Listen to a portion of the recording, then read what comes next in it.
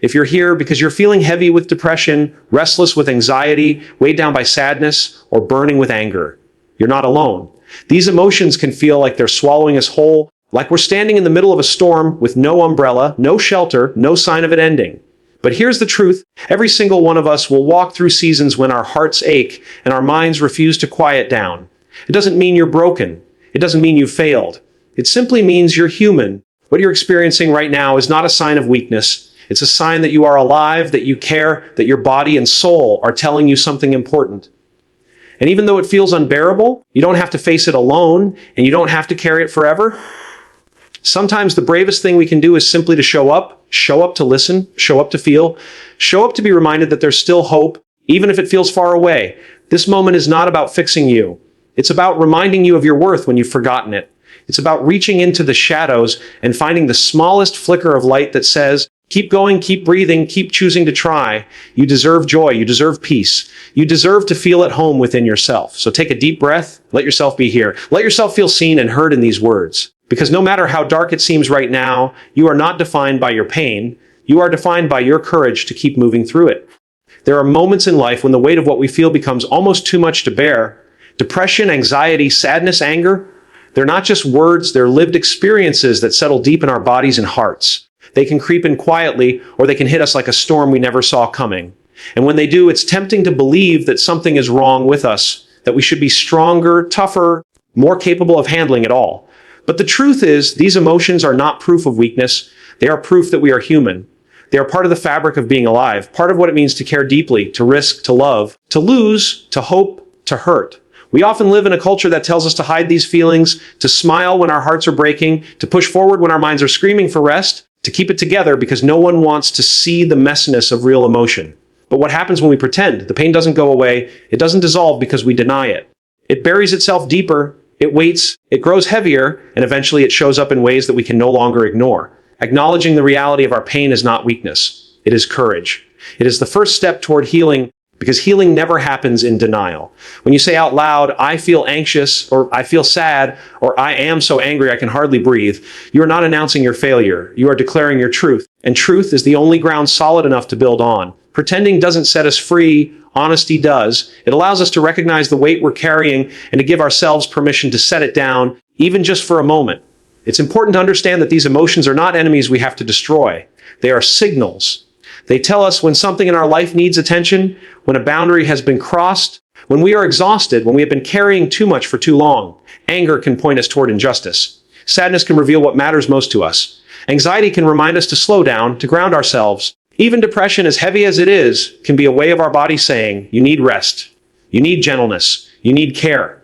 We don't have to like these emotions, and we don't have to let them take over our lives, but we can acknowledge them with compassion instead of shame. That acknowledgement is what begins to lighten the load. It says, I see what I feel, and I will not pretend it doesn't exist.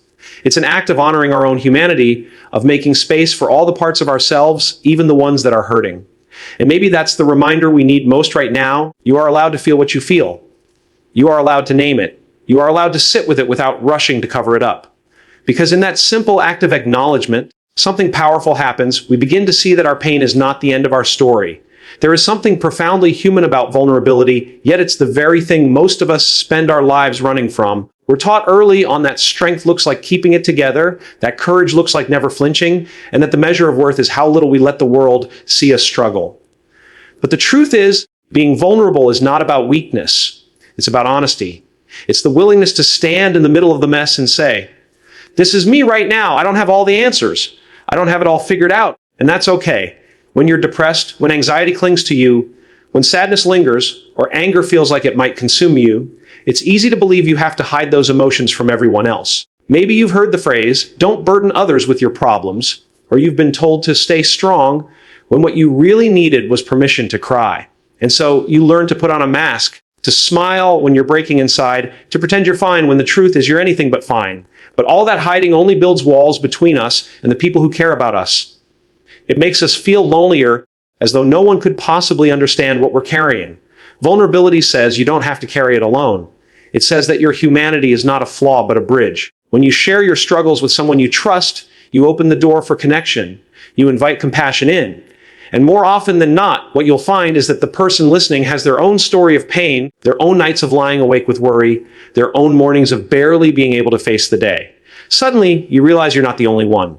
You're not broken. You're human. And so are they. Normalizing vulnerability is giving ourselves permission to be real, to say, I'm not okay today, without feeling like we're letting the world down. It's allowing the cracks in our armor to show, because the truth is, everyone has cracks. No one moves through this life without bruises. No one escapes without scars. And yet, for some reason, we convince ourselves that we're the only ones who struggle, that everyone else has it together. But the moment someone is brave enough to tell the truth about their pain, it shifts the room. It gives others permission to exhale and to whisper, me too. There is incredible strength in those words. Not the strength of pushing through alone, but the strength of standing together. Vulnerability doesn't diminish us, it connects us. It reminds us that we belong to each other, that our worth isn't tied to perfection, but to our willingness to be seen. And the more we practice it, the lighter life feels.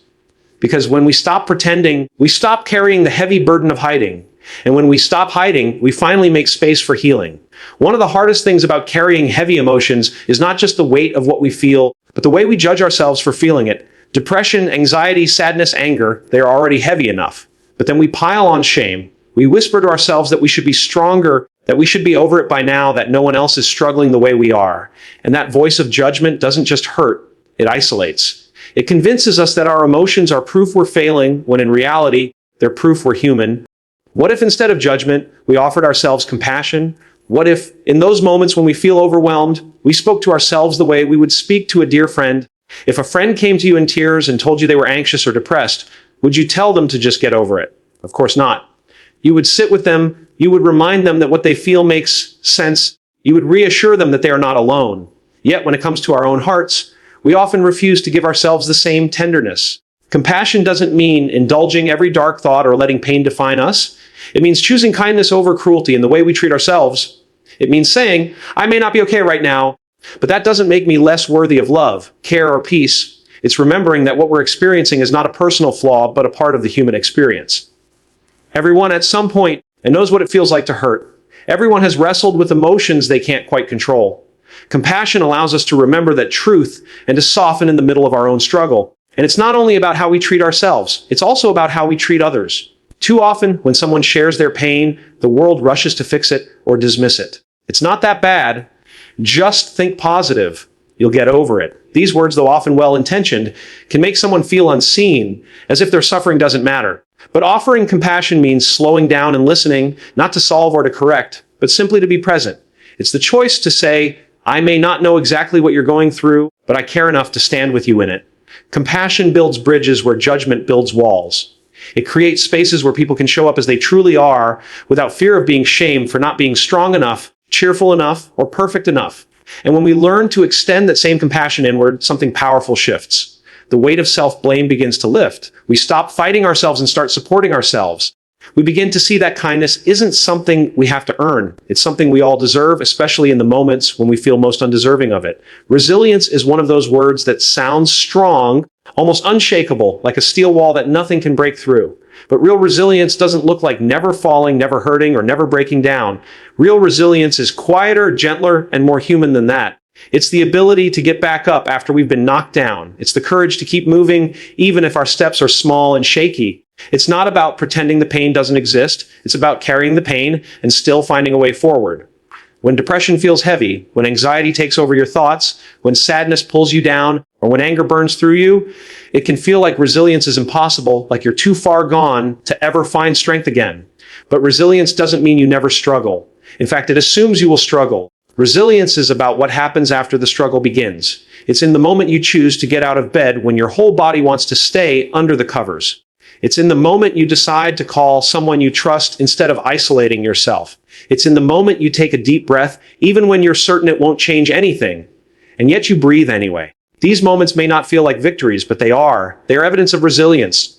They are proof that inside you, even in your darkest times, there is a strength that refuses to quit. And sometimes resilience doesn't roar or announce itself with confidence. Sometimes it's as quiet as surviving another day. Sometimes it's as small as saying, I'll try again tomorrow. That quiet persistence is powerful. We often think resilience means bouncing back to who we were before the pain began, but more often resilience transforms us. It shapes us into someone new, someone stronger, someone deeper, someone who has learned to carry compassion not only for others, but also for themselves. Resilience doesn't erase the scars, but it teaches us that scars can be reminders of survival, not just of suffering. It's important to remember that resilience doesn't always come from within us alone. It grows in connection, in support, in moments when others remind us of our worth when we've forgotten it ourselves. Sometimes resilience is saying yes to help, yes to rest, yes to leaning on someone else's strength until we find our own again. And maybe the most important thing about resilience is that it doesn't require perfection. You don't have to get everything right. You don't have to be strong all the time. You don't have to smile when you don't feel like smiling. Resilience allows you to be human, to fall, to cry, to hurt, and still choose to keep moving forward, even if forward looks different than you imagined. Resilience is not about never breaking. It's about never letting the break be the end of your story. When life feels overwhelming, when depression settles like a fog, when anxiety won't let your chest expand, when sadness dulls everything around you, or when anger steals your peace, it's easy to believe that you are alone in it. Pain has a way of convincing us that no one else could possibly understand what we're going through, that everyone else is moving through life with ease while we're the only ones stumbling in the dark. But that is the lie of isolation. The truth is, you are not alone. You never have been, and you never will be. Connection is one of the deepest needs we carry, and it is also one of the most powerful ways we begin to heal. Hope often begins in connection. Sometimes it comes from hearing someone else's story and realizing that they've walked a road like yours and made it through. Sometimes it's the comfort of sitting with someone who doesn't try to fix you, but simply refuses to let you sit in your pain alone. Sometimes it's a simple text message that says, "I'm thinking of you," or the sound of laughter you didn't expect to find yourself sharing. Connection is the reminder that we don't have to carry everything by ourselves, that even when we feel weak, there is strength in leaning on another. Hope doesn't always arrive in grand, dramatic ways. More often, it comes in whispers. It shows up in the small things. A sunrise you didn't think you'd be awake to see, a kind word from a stranger, a moment of stillness where your breath feels a little lighter than it did yesterday. Hope lives in the little cracks of light that find their way into the darkness, reminding us that no storm lasts forever. It's important to allow yourself to be open to those connections and to that hope, even when your instinct is to shut down. Pain often makes us want to retreat, to curl in on ourselves, to close the door and keep everyone out. And while solitude can sometimes be healing, isolation rarely is. When we shut out the world completely, we also shut out the possibility of the very things that could help us heal: love, empathy, laughter, understanding. Inviting connection means daring to let someone see the truth of where you are. Inviting hope means daring to believe that this moment, as heavy as it feels, is not forever. Hope doesn't erase pain, and connection doesn't magically fix everything. But together, they create a foundation that makes carrying the weight just a little bit easier. They remind you that even in your darkest times, there are people who care, and there are reasons to keep going. They remind you that there are still moments worth holding on for, even if you can't see them yet. Hope tells you that your story isn't finished. Connection reminds you that you don't have to write it alone.